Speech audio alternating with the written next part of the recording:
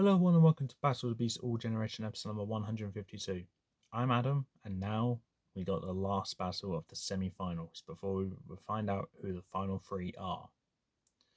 So, if you haven't watched this battle, if you haven't watched battle number 151 beforehand, where it was Edic versus Jakara, I highly recommend you do, because with this battle, we'll find out who the final three are and which of these final beasts are going to be joining Crestor and Jakara in the next round.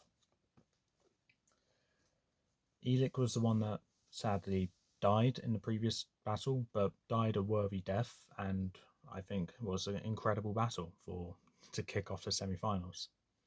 However, this one I think is going to take that starter battle and just knock it out the window for how great it was, with this one being another great one. This is one that I could have seen being the final battle.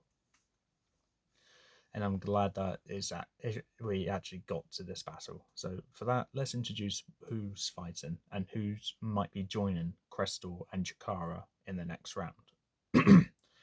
So representing Series 19, the Kingdom of Dragons, the last beast standing for quite some time of that series, one who has had significant victories against the likes of against Falra, Glarky, Chiron, Falcor, and Furno. One who this beast has battled in the new generation tournament before and lost to the runner-up. Quite nobly, might I add. Has established himself to be an overwhelming threat, being able to defeat Crocole in that tournament as well. With such a reputation established for this beast, being able to take down the Father of Fear, the Fire Dragon, the Coiled Terror, the Lord of Fire, Spear of the Depths, and the Snow Phoenix. This beast has more than earned his spot in the semi-finals, but can he go that one step further and be part of the final three? Well, the only beast that can decide that is him. This is Strytor, the Skeleton Dragon, and his opponent, the last beast left in this round that I haven't mentioned. One who is known as the Reaper of Darkness and has claimed souls of 5 former opponents, them being Styro, Elko, Technos, Hellion, and Ferric. This one is the true gladiator of the Beast Quest world, one who has established his dominance very early on in this tournament by just how well he's able to win without taking much damage whatsoever. One who I would say has only struggled against Ferric and Technos. This beast was a semi-finalist in his Specials Generation tournament and only lost to the winner. So, let me introduce you, Mortaxe, the Skeleton Warrior. So, Strytor versus Mortaxe. Honestly, I do not know who's going to win this one. This is a great matchup. I love it. What I do need to say, though, it's great to see the last two skeleton beasts going at it against each other. And now, let's get to the stats. This beast forms himself out of a pile of bones right before Tom and Alina's eyes. He takes the form of a vast skeletal dragon, glowing a hideous white against the night sky. Questers can see his fiery breath forming in his hollow belly, but are usually powerless to save themselves from his blasts. Age 301, power 282, magic level 188, fright factor 94, size 326. Powers and abilities: flight, fire manipulation and breath, disassembly and limited camouflage, resurrection and reformation. Resurrection is banned in the tournament, but reformation is allowed because that's the disassembly one as well. Reanimation, natural weaponry, and enhanced durability. Minions are the reanimated skeletons, which he hasn't really had a need for. And weaknesses is incapacitation. Now, onto Mortaxe. Mortaxe resides in the Gallery of Tombs. In life, he was 3 times the height of a normal man, and the casket he lies in is one of the largest there. Although Mortax was once a brave warrior, he was turned to evil and held the power to control all the good beasts of Avantia.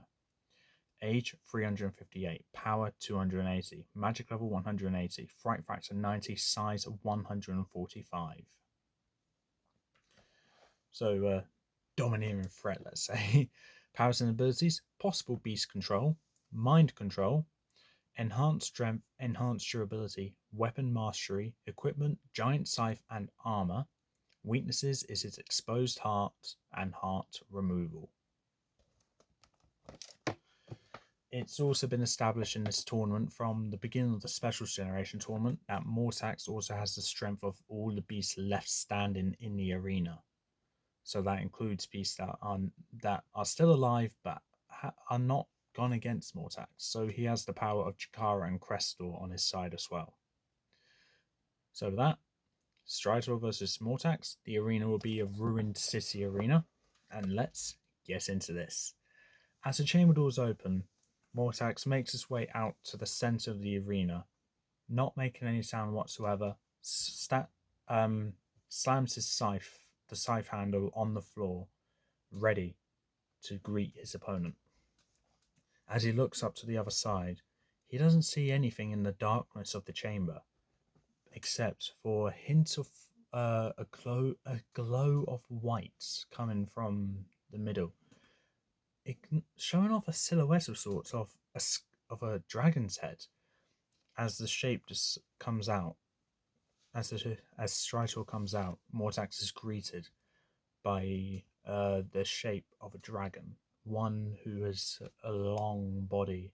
His wings unfold to show his true size, and more to Mortax's horror, the beast is made of bones. Nothing else, just bones. Strytor rears himself up and roars at Mortax as Strytor charges over to Mortax, taking up into the fly, ready to charge right into him. Mortax lifts up his scythe and batters Strytor away, knocking him down. Strytor comes back up and charges right towards Mortax and goes to lift up a claw to slash down on Mortax. Mortax turns his body around as the claw slashes into his armor, but does almost nothing. And Mortax uses his fist and punches Strytor back. Strytor builds up fire inside his body as he breathes fire directly towards Mortax. Mortax turns his back around as the fire it hits him straight in the back, shrouding his entire back in the flames. His cape burns in the flame, but his armor just brushes it right off. As Mortax turns around, he's greeted by Strytor ramming right into him, knocking him down, as Strytor is now on top of him. Mortax throws his scythe aside and is pushing Strytor's head backwards until he twists it, breaking Strytor's neck, pulls it aside, watching his body just fall to the ground. He gets back up and throws Strytor's head right into the wall of the arena. As it smashes into the ground, Mortax sees a bit of blue lightning start to appear. Little cackles appear between each bone as it starts to reform, and Strytor's head comes right back onto the dragon. As Strytor fully reanimates himself, Mortax stares at this beast as he grabs his scythe and swings it right for Strytor. The scythe impales Strytor through the cheekbone. As Strytor roars in pain, he lifts up his claw and smashes it down onto Mortax's scythe handle, and smashing the handle entirely, leaving just the blade of the scythe lodged in Strytor's cheekbone. Mortax stares at the handle of the scythe he has left, chucks it aside, and charges up towards Strytor, jumping and pinning this beast down. Strytor lifts up his tail and wraps it around Mortax multiple times and takes up to the sky, pulling Mortax into the sky with him. Mortax is able to break out of the tail and is climbing up Strytor through using his ribcage as a ladder to make his way up to his head. As Mortax gets up to his head while still in the sky, he reaches down for his scythe blade, which is in Strytor's cheekbone, pulls it out, and lifts it up and stabs it into the head, into the brain part of Strytor's head. Strytor roars in pain and shakes around violently, trying to shake Mortaxe off, but it's not working. Mortaxe has a firm grip on Strytor. Strytor then charges down to the ground, plummeting to the ground almost at blazing speed, as he turns round and slams his back into one of the ruined buildings, shattering it completely, smashing Mortaxe uh, into the wall. As Strytor erupts from the rubble, he breathes fire right where he was, knowing Mortaxe is there. Mortaxe breaks through the rubble, still being greased by the fire, as he walks through the fire, almost seeming unfazed by the intense flames that's just greeting him. His armor glistening as bright as ever, as he walks up straight towards Strytor, grabs the top of his mouth and slams it shut, causing flames to burst through the gaps in his teeth and erupt through his eyes. Strytor immediately stops his fire and, using his claws, slashes at Mortaxe. As Mortaxe grabs one of his claws, he can't grab the other without letting go of Strytor's mouth, and Mortaxe gets knocked to the side as he gets back up and charges up towards Strytor again. As Strytor charges up towards him, Mortaxe jumps and stands on Strytor's mouth, shutting it, as he runs up along Strytor's back, and using the strength in his arms, he just batters away at the joint bones connecting to Strytor's wings, shattering them. Strytor roars in pain as his wings start to just fall and just be out of use completely. Strytor rolls over, slamming Mortaxe into the ground as his whole body rolls over him. Strytor gets up to be greeted by Mortaxe standing up as well, in which Strytor just uppercuts Mortaxe in the jaw, knocking him backwards. But as he lands, Strytor breathes Sons of Fire directly on Mortaxe. Mortaxe gets back up from this, a bit winded, but not losing any spirit in him whatsoever. Charges up towards Strytor again. Strytor turns round and goes to whip Mortaxe with his tail.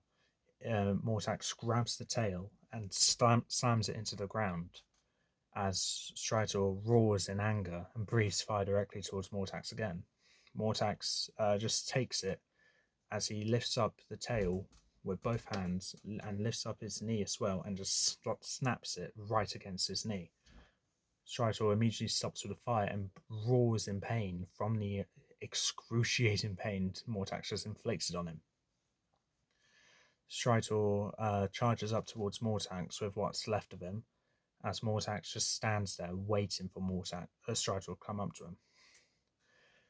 Strytor stands tall over Mortaxe and just lifts up both his claws and brings them down directly on Mortaxe. As Mortaxe grabs each claw, pushing him back, Strytor then snaps down at Mortaxe, wrapping his mouth around Mortaxe's head and shoulders, pulling Mortaxe up into the sky, up, releasing his grip off his claws. Strytor wraps his claws around Mortaxe's legs and just pulls Mortaxe, stretching him out, causing Mortaxe, for the first time this tournament, to roar in pain. The spectators are shocked by the fact that Mortaxe can actually say something. Well, more shocked that Mortaxe actually feels pain. As when Strytor thinks Mortaxe had enough of the pulling, he lets go of Mortaxe's legs and lifts up his head and slams Mortaxe's body right into the ground. As Strytor releases his grip, he still pins Mortaxe down with his claws, digging them into his armor. As the armor's finally been worn down, he breathes Sons of Fire over Mortaxe as Mortaxe struggles to get back up, eventually being able to get up, pushing away the strength that was pinning him down from Strytor, and stares right at Strytor, and all he does in response is just this crack in his neck, almost like that he didn't feel a thing.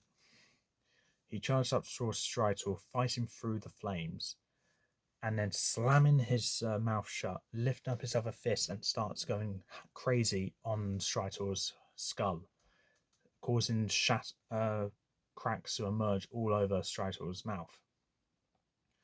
Strytor, not allowing this to go any further, lifts up a claw and slashes right at Mortax's chest, knocking him back. Mortax gets back up, gasping for air, as he looks at his heart and just sees a small gash just appear there as blood starts to drip out of it.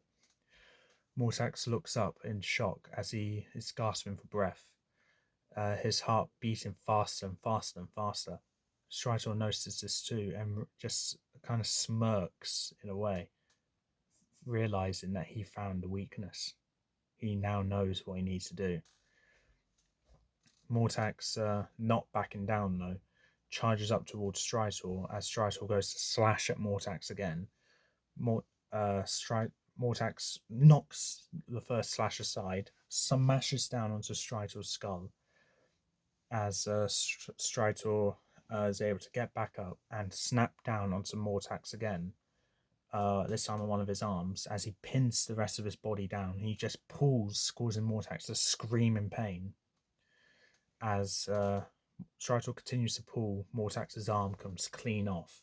No blood spilled whatsoever, just the arm gone. With Mortax still pinned down by one of Strytor's claws, Strytor stares at the now one-armed Mortax, gasping for breath. In a point of this entire tournament that Mortax has never been in, Strytor realizes that he's actually pinned the Reaper of Darkness. He lifts up another claw and says one thing to Mortax: "You will reap no one no more. You reaped the souls of previous beasts, and now you shall reap what you sow." As he brings down his claw, he slashes right at the heart, but doesn't retract his claw. He grabs onto Mortax's heart and rips it out, and then chunks it in his mouth as he shatters it by biting into it. As the blood from Mortax's heart starts bleeding all over Strytor's skull where it drips, the light from Mortax's eyes just fade from red to black, as Mortax's body is just there, lifeless. Just to ensure everything is done right, Strytor just breathes fire over Mortax, making sure what's left of him is incinerated and smashing it with his claws, as he makes his way back to his chamber, satisfied with this victory. So with that, Strytor's won, Mortax has lost. If you think Mortax should have won, please in the comments below. You think that how my worst final and Strytor's moving on to the next round. Oh my god, I can't believe the Reaper of Darkness is dead. Right. So with this, I was going into this fight thinking either beast can win, and either beast could win. I personally thought Strytor can win more than Mortax could, because Strytor has great durability just like Mortax does, so that balances it out. But Mortax's only weapon is his strength and his scythe. Yeah, he can crack the bones. He's broke some bones with Strytor, but his scythe is close to useless against Strytor, being made entirely of bone. And with Strytor being able to take as much hits as he can and dish out just as much, I would say this was relatively balanced, with Strytor eventually finding Mortax's weakness, realizes what he needs to do, and ending it in a way which was quite gruesome, but also in a satisfying way for not to feel like Mortax got robbed of his spot in the next round. I would say both of these beasts did a fantastic job, and Mortax made it to the same spot he was at before. So I would say I'm satisfied with this victory. Yeah, my favourite beast has just died, but I mean, it could have happened. It could have not, but it did, and I'm okay with him making it to the semi-finals. So we now know who the final three is now.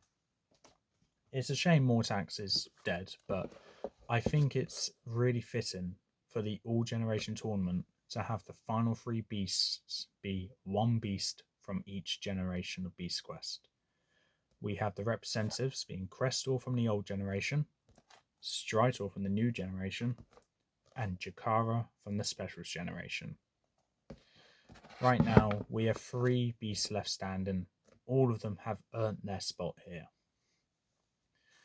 Now, being able to see which one can win out of these 3, I have no idea who can win, but I know in the next fight, Crestor is fighting. The question is, who is he going to fight? And will he make it to the finals like he did before? The only obstacles in this way is a skeleton dragon and a ghost warrior. So that is all for this time. If you like what you saw, leave a like, leave a comment, don't forget to subscribe, press the notification bell down in the corner below. We're now down to our final 3 beasts. And with that, I'll see you next time.